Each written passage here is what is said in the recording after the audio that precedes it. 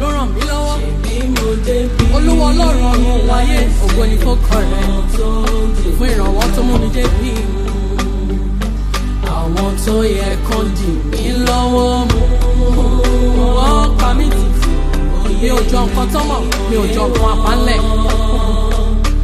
Ìrìnmọ́ ní láti rìn mọ́. Ẹ̀yìn ni ìyá wà bẹ́ẹ̀, ẹkún pọ̀ bẹ́ẹ̀, ọ̀nà jìn.